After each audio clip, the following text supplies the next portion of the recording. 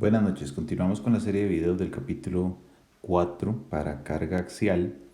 En este caso vamos a resolver un problema cuya ecuación de compatibilidad involucra un análisis geométrico más complejo que el que hemos realizado hasta este momento. Se puede decir que hay dos tipos de ecuación de compatibilidad, ya han visto que tiene que ver con deformaciones. Una es cuando las deformaciones son en serie, la otra es cuando las deformaciones son en paralelo, y este sería del segundo tipo. Comenzamos como siempre haciendo un análisis estático, un cuerpo libre, ¿verdad?, de la barra, donde observemos las diferentes fuerzas que están interactuando. El espaciado entre todas esas fuerzas es el mismo, afortunadamente todo está distanciado 1 metro. Y podemos nombrar algunos de estos elementos como AD, BE, CF, 50 y 80. De una primera aproximación estática podemos plantear que la suma de fuerzas en Y va a ser igual a 0, definiendo positivo para arriba, que es lo convencional, y vamos a decir que AD más BE más CF menos 130 es igual a 0. Recordemos que estamos trabajando en kilonewtons, ¿sí? Ok, entonces, después de acá, vamos a hacer una suma de momentos en un punto particular, puede ser cualquiera, podemos tomar el punto D, que es este de acá, igual a 0, definimos positivo todos los giros antihorarios, y a partir de ahí comenzamos con BE por 2 más CF por 4 menos 50 por 1, 50, menos 80 por 3 es igual a 0. Y tendríamos nuestra segunda ecuación. Ahora bien, tenemos tres incógnitas, solamente dos ecuaciones disponibles, por tanto necesitamos hacer una simplificación, o no una simplificación, necesitamos encontrar algo más acerca del sistema. Ya sabemos que ese algo más va a ser la ecuación de compatibilidad.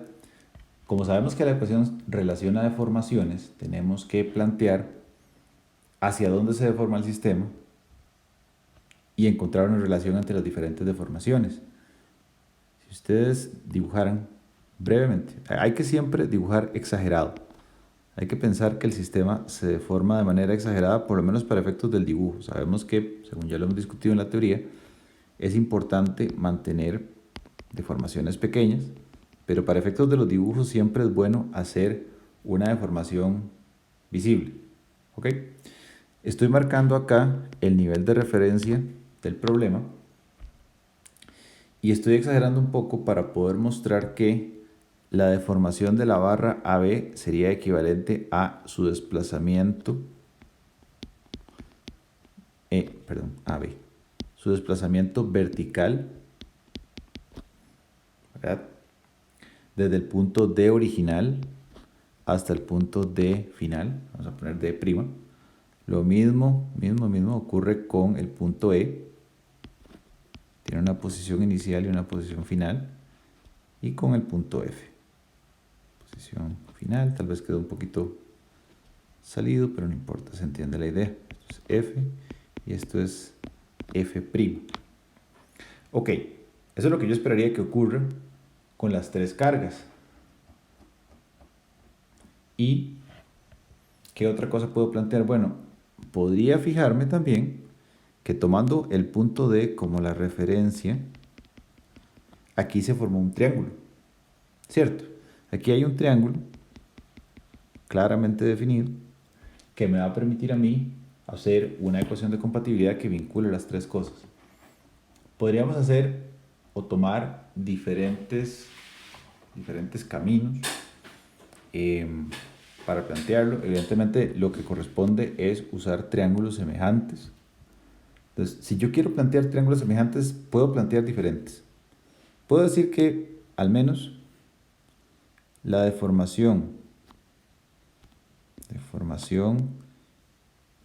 de la barra BE.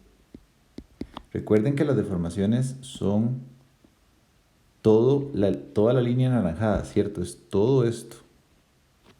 Esta es la deformación BE. Y todo esto, perdón, vamos a dibujarlo mejor. Y todo esto es la deformación CF. Para plantear el triángulo semejante, yo voy a estar interesado nada más en relacionar estas porciones de acá. Entonces, tengo que hacer varias restas de camino. La deformación BE menos la deformación AD, ¿verdad? Se refiere a esta porción pequeñita, a la primera porción. Eso va a ser, según un triángulo semejante,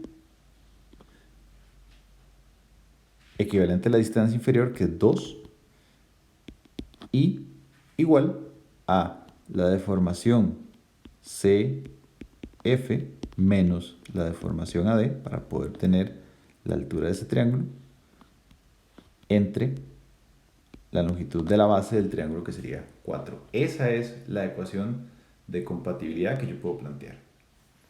Entonces, una vez que ya yo la tengo escrita, que vamos a destacarla por acá, esta ecuación la voy a acomodar de manera que me funcione.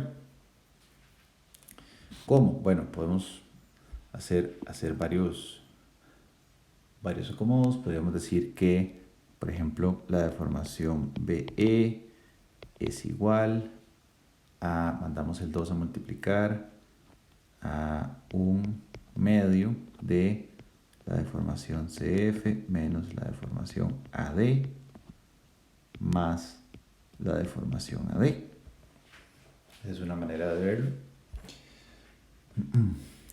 Y también esto lo puedo reducir una vez más. Deformación BE es igual a 1 menos 1/2. Sería 1/2 de la deformación AD más la deformación CF entre 2. Y ahora sí, finalmente tengo mi tercera ecuación para resolver el sistema. A partir de este momento, todo lo demás consiste en encontrar las relaciones entre las cargas. Vamos a simplificarla un paso más para poder hacer justo lo que les acabo de decir, que es encontrar las relaciones entre las cargas. ¿Qué es la deformación de la barra B? Bueno, es equivalente a la fuerza interna en ella, que es la fuerza BE, multiplicada por la longitud de la barra entre A por E. Y eso es entonces igual a 1/2 de la carga en la barra AD por la longitud entre el área y el material, más 1/2 de la carga CF por la longitud entre el área y su módulo. Y eso está acomodado de esa manera a propósito porque todas las barras tienen la misma longitud, la misma sección transversal y son hechas del mismo material. Así que afortunadamente se van a cancelar muchos de esos componentes y mi última ecuación, la que ando buscando, es tan sencilla como esta.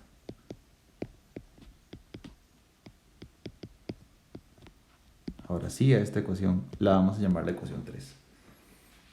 Y es muy interesante darse cuenta que no depende de ninguna de las propiedades del material a fin de cuentas, sino depende simplemente de las cargas. Ahora eso evidentemente tiene una razón, es una casualidad o un diseño específico en que hace que todas las barras tengan las mismas propiedades. No siempre va a ser así. Si nosotros resolvemos para 1, 2 y 3, vamos a obtener que los valores de las cargas son BE es igual a 43,3 kilonewtons, AD es 35,83 kilonewtons y CF 50,83 kilonewtons. Ahora bien, la pregunta de este problema está relacionada con el esfuerzo, no con específicamente las cargas. Así que de este paso, nada más nos hace falta algo muy sencillo, que es calcular el esfuerzo BE